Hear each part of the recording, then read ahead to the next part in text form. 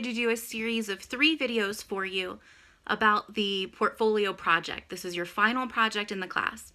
I've heard from some of you via email and phone call, and I know that a lot of you have already started the project. These are just some videos with tips and hopefully clear instructions to help you out. My kid scratched me right there, my own child.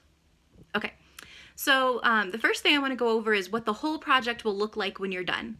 It'll have a consent form at the very top. That form is in the portfolio folder. It says that I can use this project as research. It'll all stay anonymous, and the department can use it as research if they wish to. You're welcome to say no, it won't affect your grade at all, but we need everyone to fill out those forms. The second thing will be your final letter. It's a cover letter explaining how you've met the learning outcomes throughout the course. That will be its own video, but it'll actually be the last thing that you write. Even though it's the first thing that I'll see in the portfolio, it will be the last thing that you write.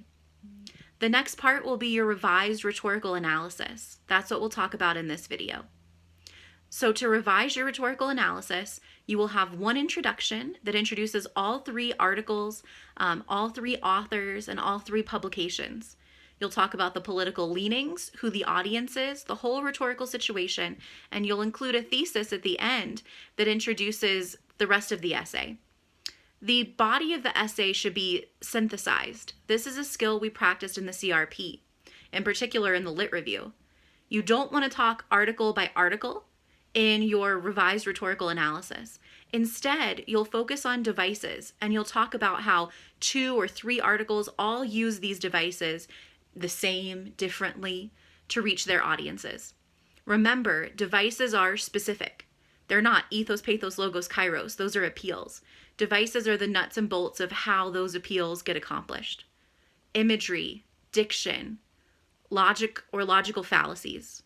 You can look back at the rhetorical analysis folder. There are a couple of PowerPoints that can help you, and you can look back at notes from your book as well. Okay. The conclusion should just be one conclusion, and it should discuss how these devices helped reach the audience of each article or not. Remember, your job is to assess the rhetoric. Did it reach the target audience? Was it ethical rhetoric or not? Okay, don't get too caught up in what the topic was.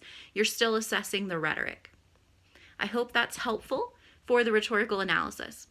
The final part of your portfolio will be a second project. Everyone has to revise the rhetorical analysis and one other project. That can be the sample essay, the occasional paper, the iSearch, or the CRP. And to do that, you can look into my other video. So I'll have another video about the portfolio letter, and I'll have another video about how to revise the second project. Okay, see you all soon.